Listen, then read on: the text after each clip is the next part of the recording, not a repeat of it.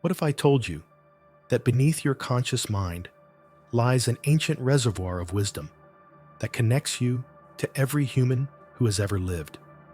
This hidden realm isn't some mystical concept. It's what Carl Jung called the collective unconscious, and it's shaping your life in ways you've never imagined.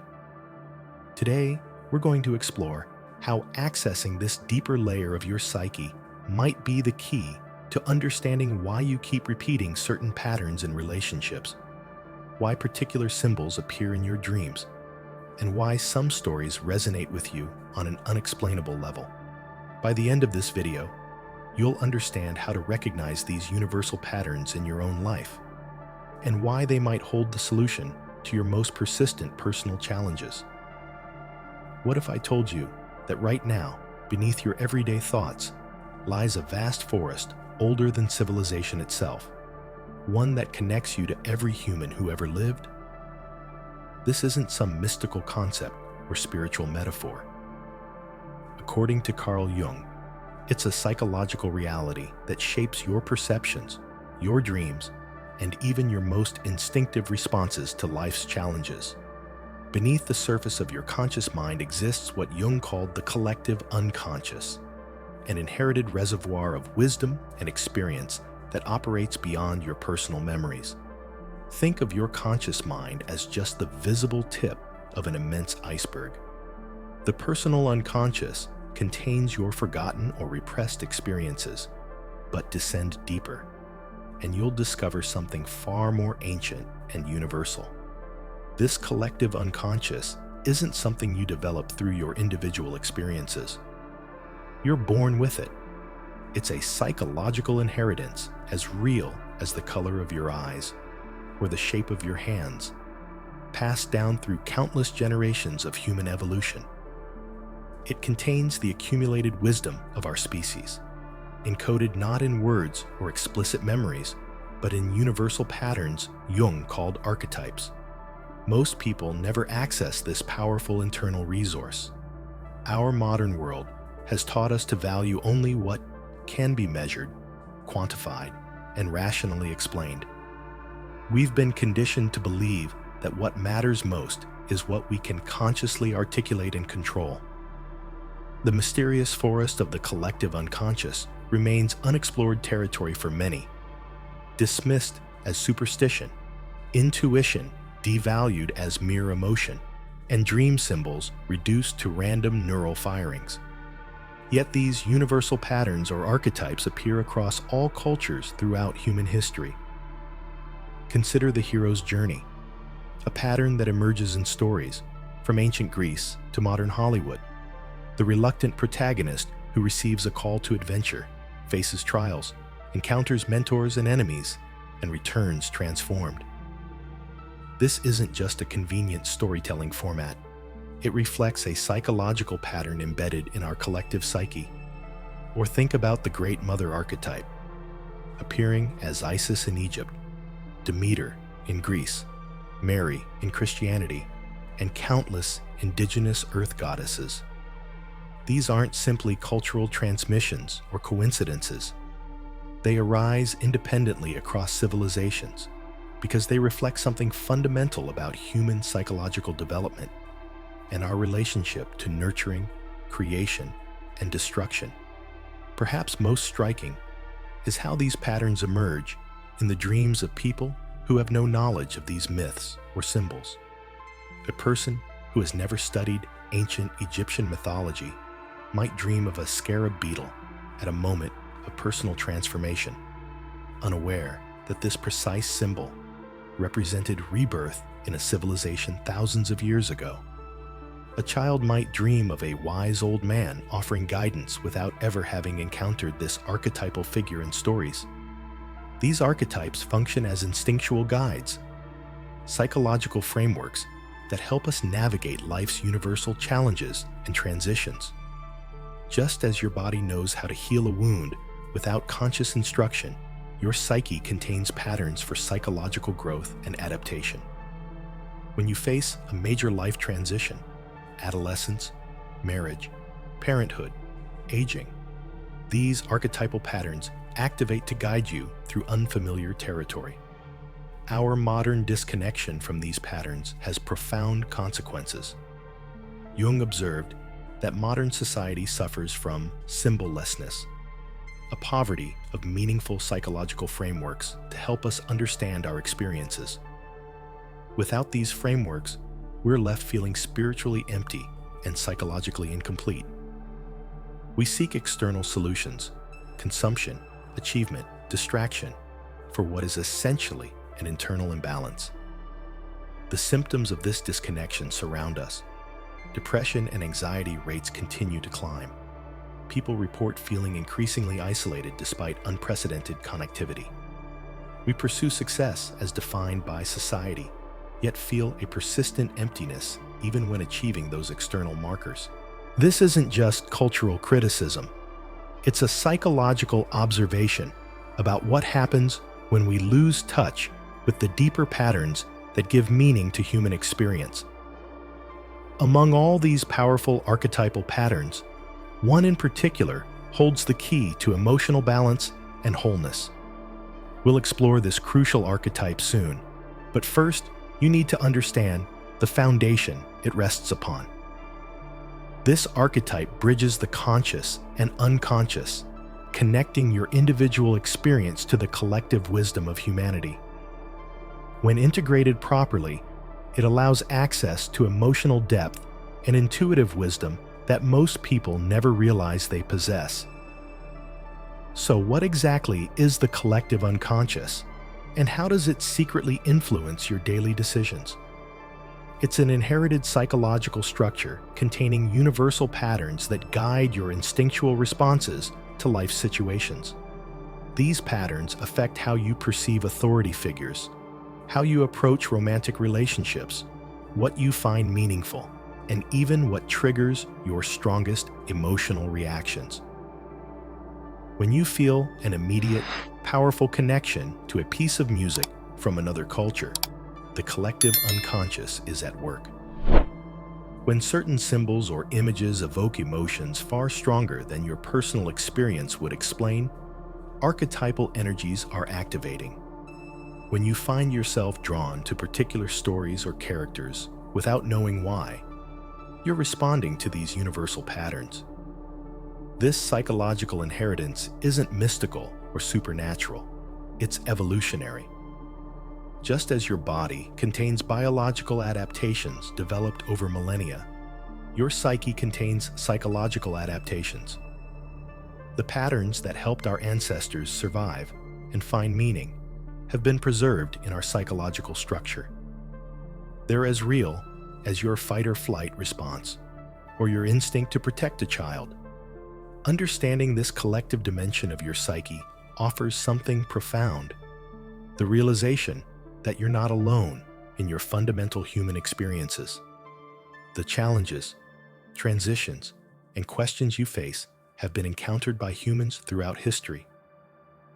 The wisdom to navigate them already exists within you, not as explicit knowledge, but as psychological patterns waiting to be recognized and integrated. Have you noticed how the things that irritate you most in others are often qualities you've struggled to acknowledge in yourself? This pattern isn't coincidental. The parts of yourself that you consciously reject don't simply disappear.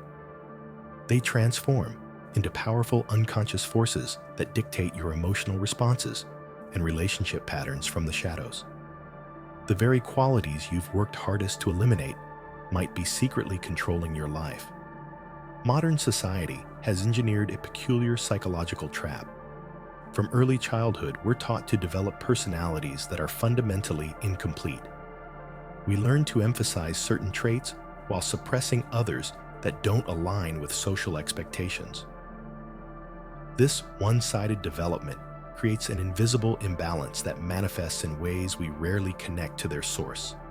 Recurring relationship conflicts, persistent emotional triggers, and behavioral patterns that repeat despite our conscious efforts to change them. Think about the last argument you had with someone close to you. That surge of emotion wasn't just about what they said or did in that moment. Jung discovered that these intense reactions often signal something deeper, a confrontation with parts of yourself you've disowned. The intensity of your reaction reveals the energy you've invested in keeping these aspects of yourself at bay. The more vigorously you've denied certain qualities, the more powerful they become when reflected back to you through others. This denial is particularly pronounced in how men are conditioned in contemporary society. From an early age, boys receive clear messages about which traits are acceptable and which must be abandoned. Emotional sensitivity? Suppress it. Intuition? Rely on logic instead. Receptivity? Be assertive at all times. Nurturing tendencies? Leave those to others. This systematic rejection of qualities deemed feminine creates not just a psychological vacuum, but a profound wounding that affects every relationship a man forms. When we reject fundamental aspects of our nature, we create empty spaces within ourselves. But these spaces don't remain empty. Nature abhors a vacuum, and psychology follows suit. The qualities we've disowned don't disappear. They're displaced. We begin to see them everywhere except where they truly reside, within ourselves. This displacement creates the phenomenon Jung identified as projection, the unconscious transfer of our disowned qualities onto others. Consider what happens in romantic relationships. A man who has rejected his own emotional sensitivity might initially be drawn to a partner who embodies this quality. She understands me so deeply, he thinks, not recognizing that he's experiencing his own capacity for emotional depth reflected back at him. Over time, this projection creates a troubling dynamic. He simultaneously depends on his partner for emotional connection while resenting this very dependency. You're too emotional. He might eventually complain, blind to the irony that he's criticizing precisely what he needs, but refuses to develop within himself. These projections distort our perception in powerful ways. When you're caught in projection, you're not seeing the actual person before you. You're seeing a screen onto which you've cast the shadow of your disowned self. This explains why relationship conflicts often feel so inexplicably charged. The emotional intensity doesn't match the apparent trigger because the real battle is happening on an unconscious level. You're not just arguing about dirty dishes or scheduling conflicts. You're fighting against parts of yourself that demand recognition. Jung observed that this psychological fragmentation has intensified in modern society. We exist in what he described as a state of spiritual poverty and symbol-lessness, disconnected from the deeper patterns that once gave meaning to the full spectrum of human experience. Without these symbolic frameworks, we lack the language and understanding to integrate the contradictory aspects of our nature. Instead, we create simplified, socially acceptable versions of ourselves while pushing everything else into the shadows. This spiritual emptiness manifests in our endless search for external validation and our difficulty finding lasting satisfaction. We seek to fill the void with possessions, achievements, or perfect relationships, not realizing that what we're really hungry for is wholeness, the integration of all aspects of ourselves, including those we've denied. The more we focus outward, the further we drift from the internal reconciliation that would actually bring peace. The denied aspects don't just wait passively in the unconscious. They gather strength. What remains unconscious doesn't become less powerful. It becomes more powerful precisely because it operates beyond our awareness. These unconscious forces drive behavior in ways that often seem mysterious to us. You might find yourself repeating relationship patterns despite your best intentions. You might react with disproportionate emotion to situations that seem minor on the surface. These moments reveal the hidden influence of your disowned self. Understanding this dynamic offers a new perspective on persistent emotional patterns. When you find yourself caught in the same relationship conflicts, despite your conscious desire for something different, you're experiencing the power of your denied aspects. These patterns repeat not because you're failing at personal growth, but because you're attempting to grow while ignoring fundamental parts of who you are. It's like trying to complete a journey while refusing to acknowledge that you're missing half the map. The path forward doesn't involve more denial or more control. It requires integration. By recognizing and reclaiming the aspects of yourself that you've disowned, you begin to dissolve the unconscious forces that have been driving your behavior. This doesn't mean abandoning discernment or acting on every impulse. Rather, it means developing a relationship with all parts of your psyche, even those that seem threatening or contradictory to your conscious identity. This internal reconciliation transforms external relationships as well. When you're no longer projecting disowned aspects onto others, you begin to see them more clearly. Relationships become less charged with unconscious material and more grounded in authentic connection. The energy previously spent maintaining psychological barriers becomes available for creative expression and genuine intimacy. While this journey toward authentic connection reveals another powerful dimension of Jung's insights, there's a mysterious presence within the male psyche that explains the paradoxical relationship men have with the feminine throughout history. This presence holds the key to unlocking creative potential and emotional wisdom that many men spend their lives searching for externally. The anima, as Jung discovered, is not merely a philosophical concept or an abstract idea, but a living force, a feminine aspect that exists within every man. This isn't some modern psychological theory. It's a fundamental pattern that echoes through human history, appearing in art, literature, and spiritual traditions across cultures. The anima represents the counterbalance to masculine consciousness, the inner feminine that completes rather than threatens authentic manhood. Many men instinctively resist this idea. After all, haven't we been taught that strength means rejecting anything remotely feminine? But Jung's insight turns this assumption on its head. The anima isn't a weakness to be overcome. It's an essential component of psychological wholeness that enriches the personality with qualities that logic alone cannot provide. When acknowledged and integrated, this feminine aspect doesn't diminish masculinity, but enhances it, creating a more complete and balanced self. Think about the most emotionally intelligent men you know. Their strength doesn't come from suppressing their feelings, but from embracing a fuller spectrum of human experience. They can access both decisive action and emotional understanding, blending traditionally masculine qualities with the intuitive wisdom associated with the feminine. This balance isn't accidental. It reflects the successful integration of the anima. What makes the anima particularly fascinating is its function as a bridge to the collective unconscious.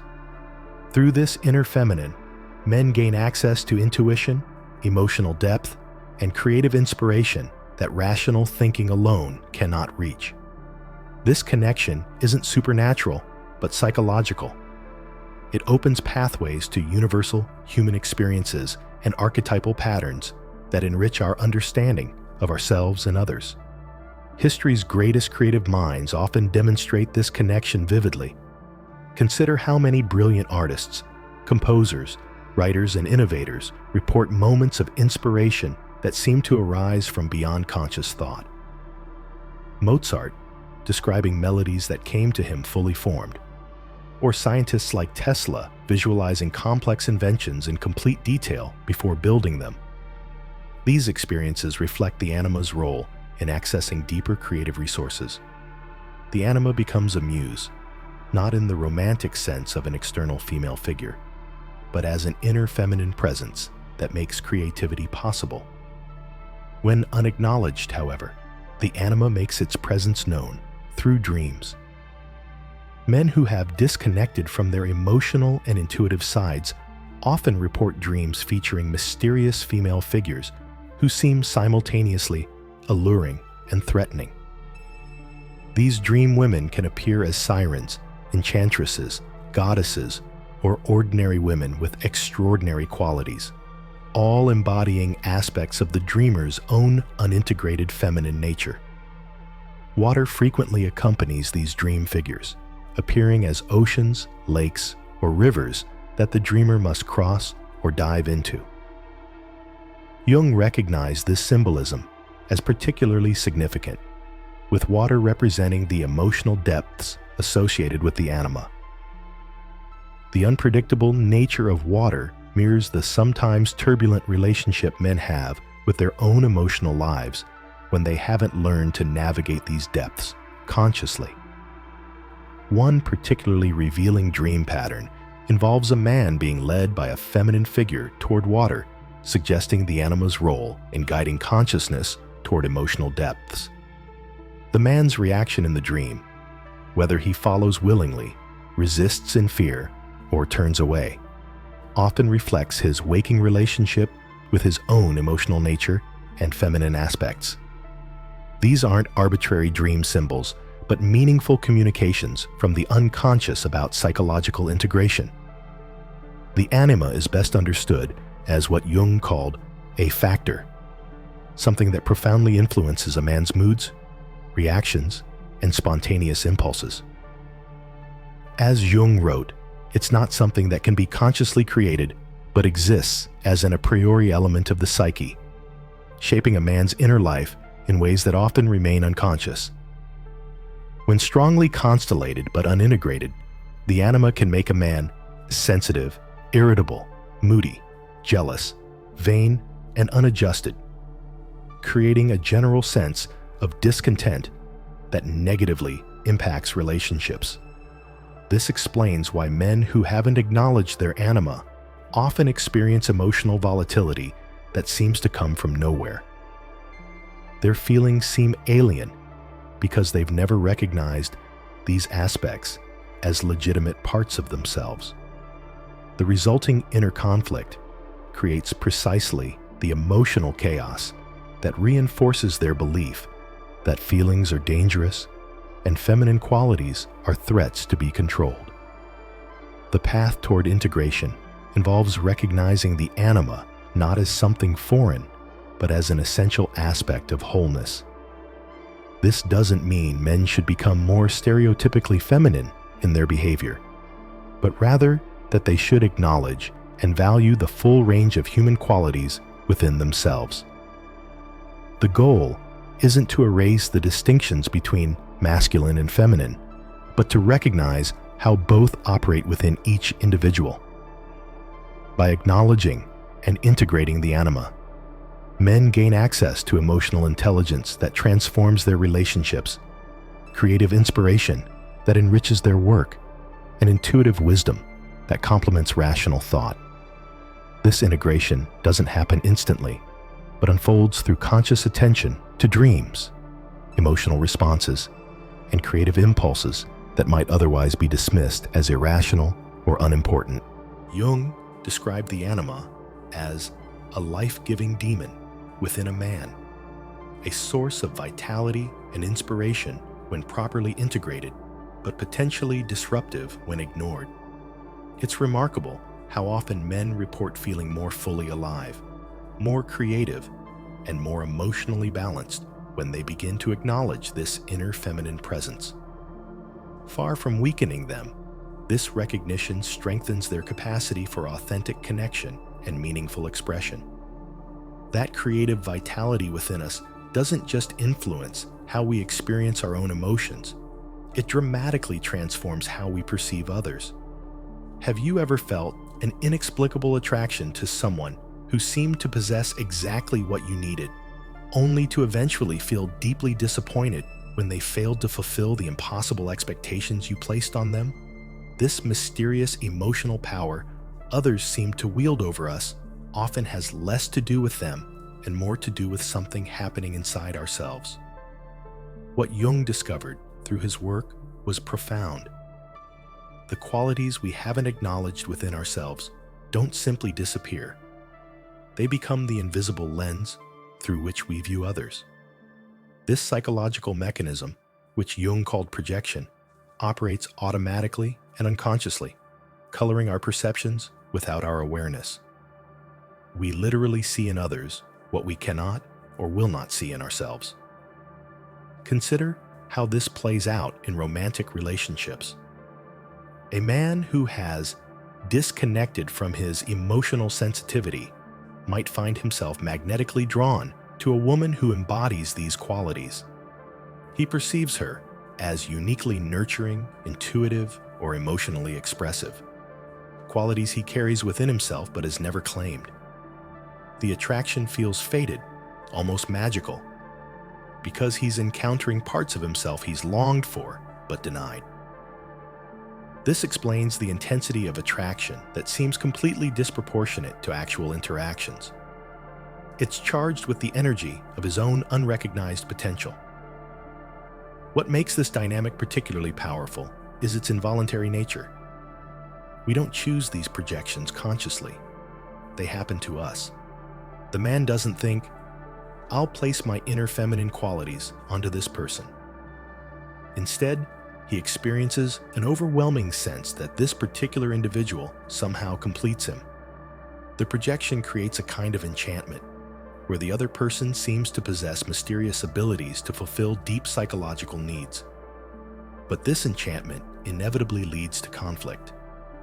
When we project our inner feminine aspects onto others, we essentially make them responsible for qualities we've refused to develop in ourselves. The romantic partner becomes not just a person, but a psychological container for disowned parts of ourselves.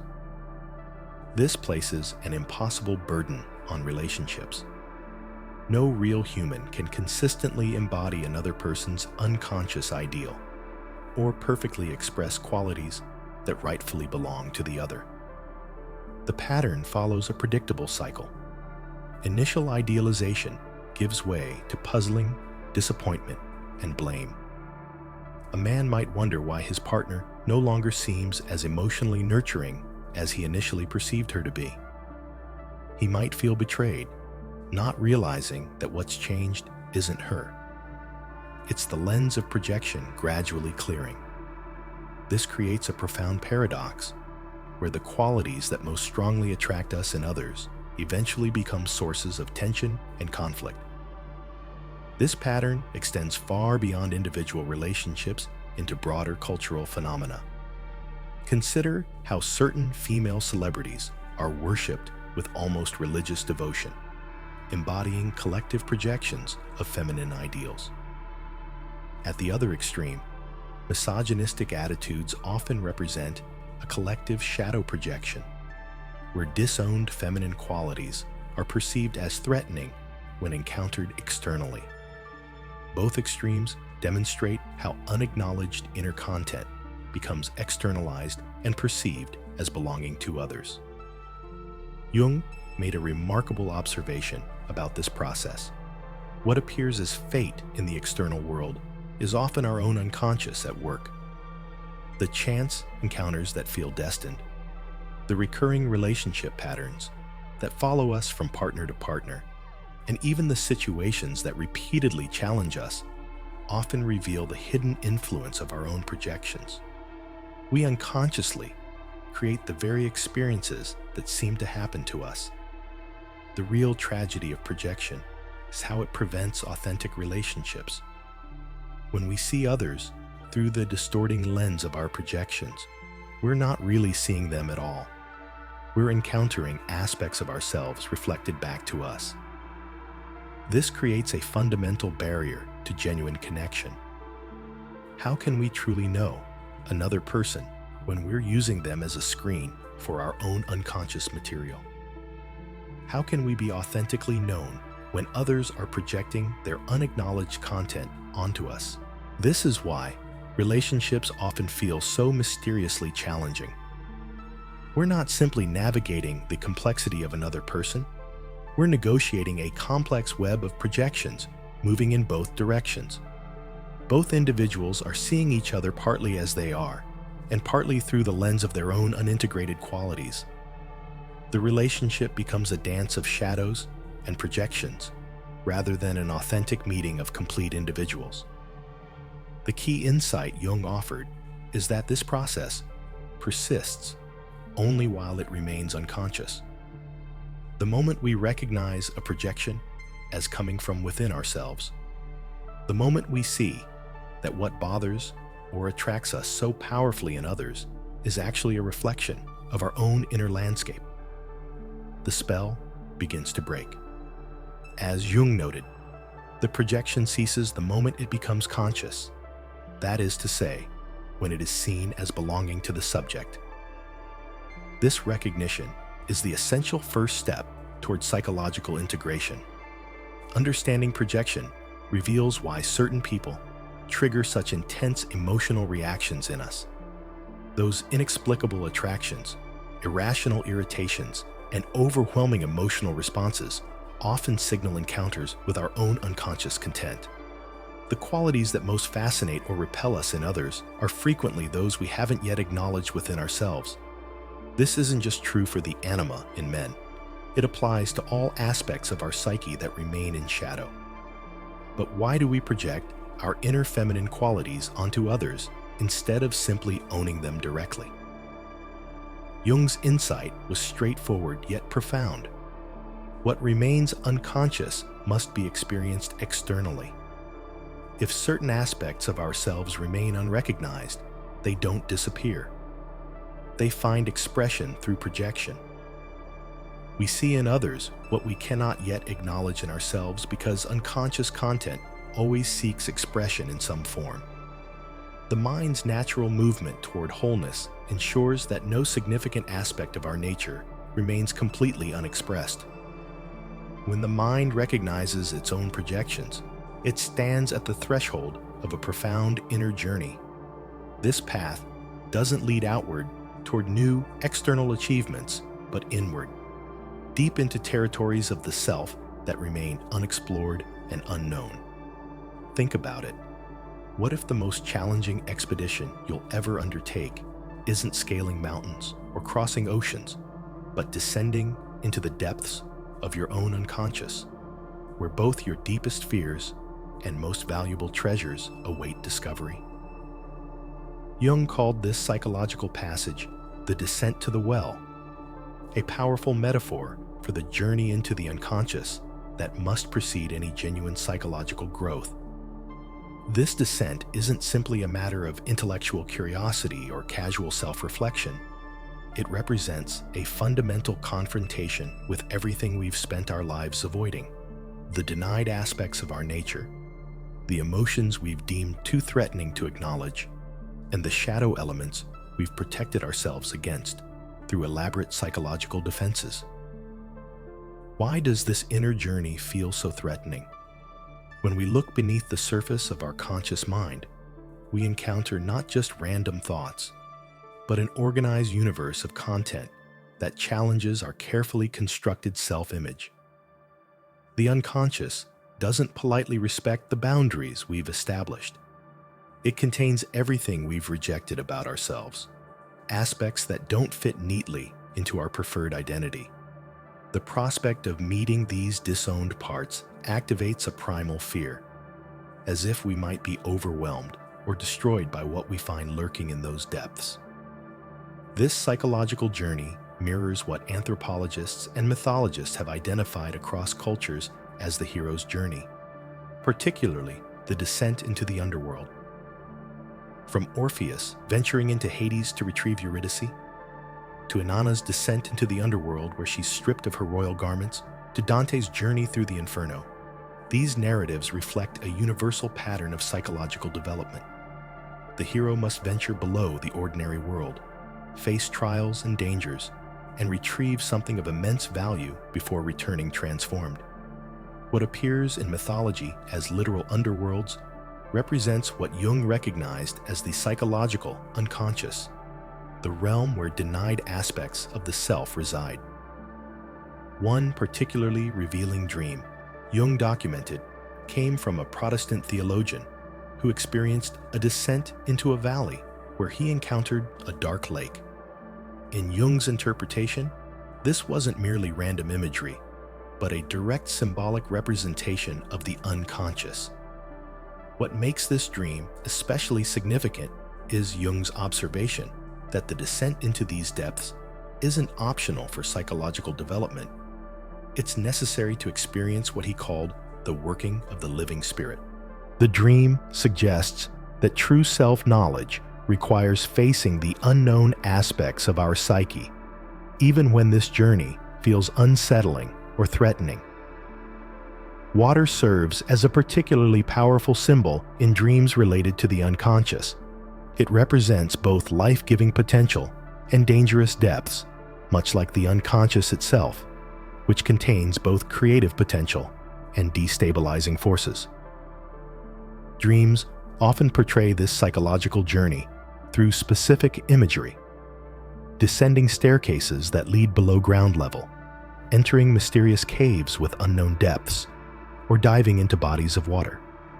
These dream symbols reveal how the psyche naturally understands the developmental necessity of moving downward before we can truly grow upward. What makes this threshold so difficult to cross isn't intellectual complexity, it's emotional intensity. The descent requires courage rather than cleverness.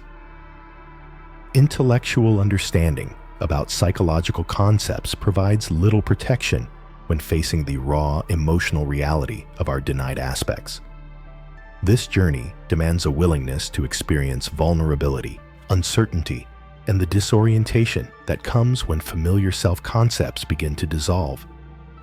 We must surrender our illusion of complete self-knowledge and acknowledge that significant parts of who we are remain outside our conscious awareness. The threshold appears painful precisely because it challenges our most fundamental psychological defenses.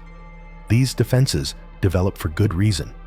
They protected us from overwhelming emotions and conflicts, especially during childhood, when we lacked the capacity to integrate complex psychological material. But what once protected us eventually restricts us.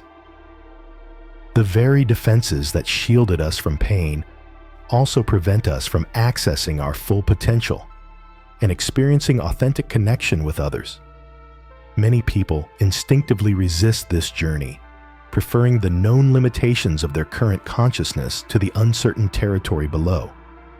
They might intellectualize psychological concepts, discussing archetypes and the shadow as interesting theories rather than lived realities requiring emotional engagement.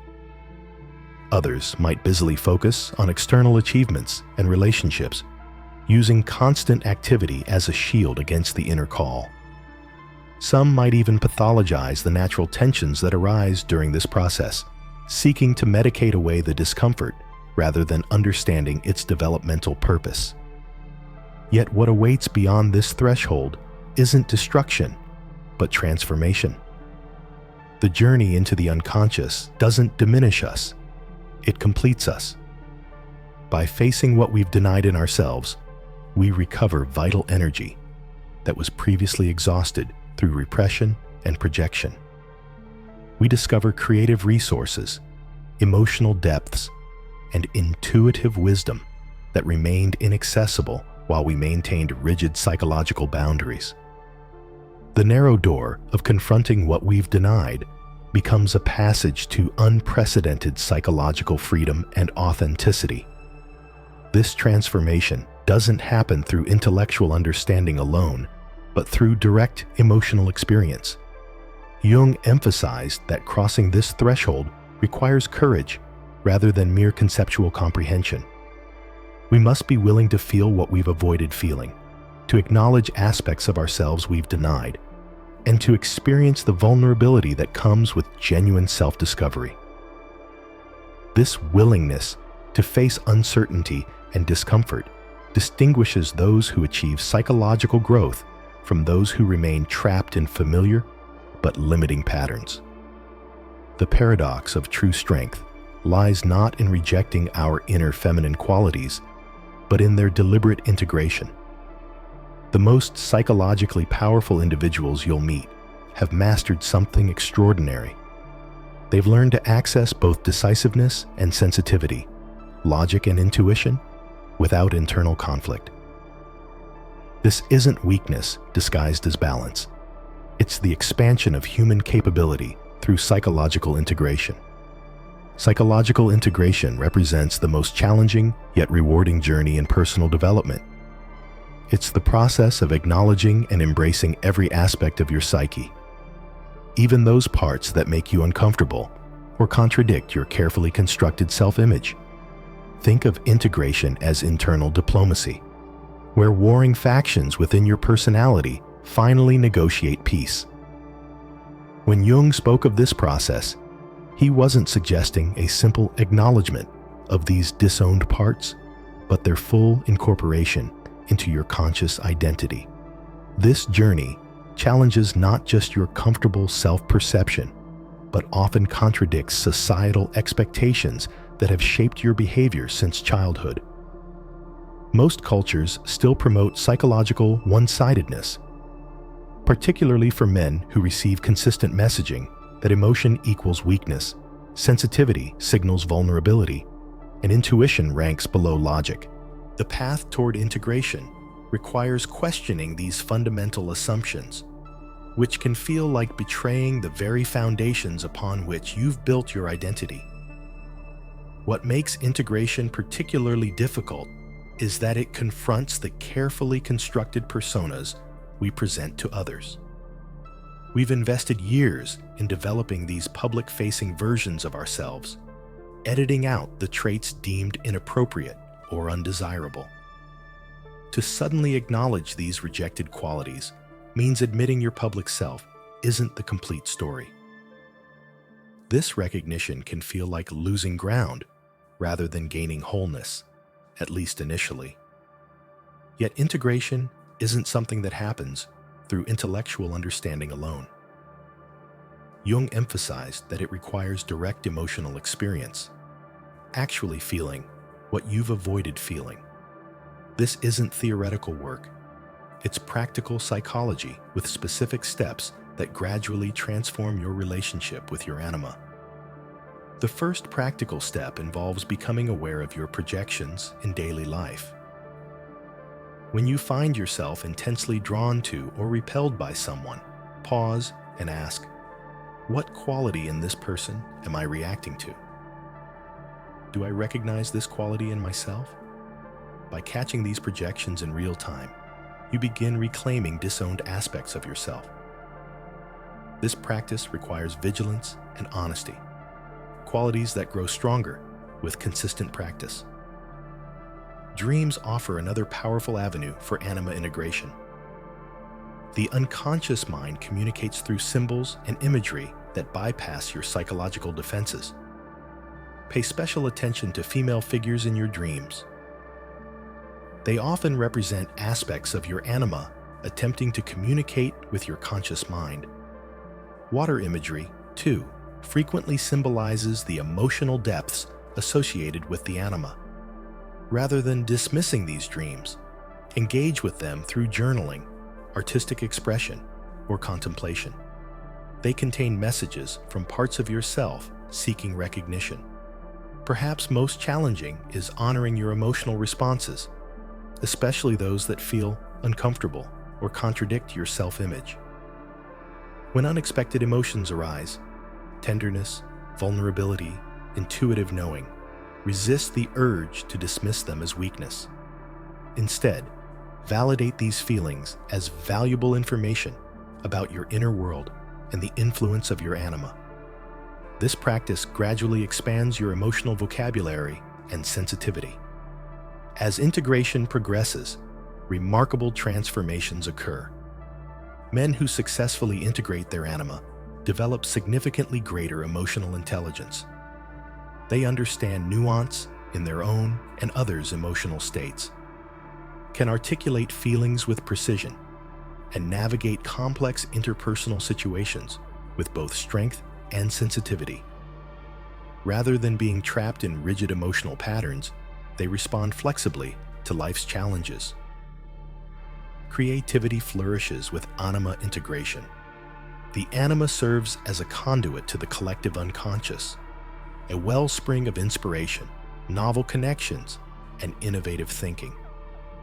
Throughout history, creators across disciplines have accessed this feminine energy within themselves, allowing it to guide their work beyond conscious limitations. The integrated anima provides access to intuition that complements logical thinking, resulting in more comprehensive problem-solving abilities. Perhaps most notably, anima integration transforms relationships on every level. No longer needing to project unconscious feminine qualities onto others, men can see women as complete individuals rather than screens for their own psychological material. This shift creates space for authentic connection based on reality rather than unconscious needs and expectations. The energy previously invested in maintaining psychological defenses becomes available for genuine intimacy. This transformation extends beyond romantic partnerships to all relationships with women, colleagues, family members, friends.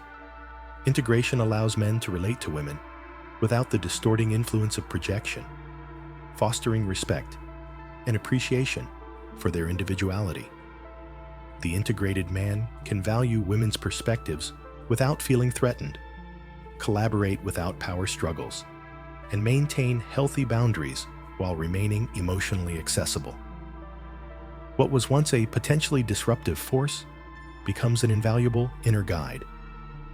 The integrated anima offers access to what Jung called secret knowledge or hidden wisdom, insights that arise not from logical deduction, but from deeper sources. This intuitive function complements analytical thinking, providing a more complete way of understanding yourself and navigating life's complexity. Integration doesn't mean abandoning masculine qualities or logical thinking. Rather, it's about expanding your psychological repertoire to include the full spectrum of human capabilities. The integrated person doesn't become less themselves. They become more completely themselves, accessing dimensions of experience previously unavailable due to unconscious limitations. The energy previously wasted on denying aspects of yourself becomes available for creative pursuits, meaningful relationships, and personal growth. Integration ends the exhausting process of projecting these qualities onto others and then managing the consequences of those projections. You move from psychological war to internal cooperation, with all parts of yourself working together rather than against each other. Dream work becomes particularly valuable in this process. Dreams, featuring mysterious female figures or water imagery, provide opportunities to recognize and engage with your anima. By exploring these symbols and their emotional context, you gain insight into the unconscious feminine aspects seeking integration. The emotional quality of these dreams is as important as their content. Pay attention to how these dream encounters make you feel, as this reveals your current relationship with your anima. As our journey comes to a close, remember that the path toward wholeness isn't about perfection, but integration. Jung revealed that psychological healing happens not by eliminating our shadows, but by embracing them as essential parts of our complete selves. This integration process transforms what once seemed threatening into a wellspring of wisdom. The inner forest, that initially appeared dark and foreboding, becomes a sanctuary of self-discovery. When you acknowledge that nothing within you has disappeared, only waited patiently for recognition, you unlock a profound transformation. The real hero quest was never external conquest, but internal courage, finding peace, not by winning battles against yourself, but by finally allowing all parts of you to exist in harmony.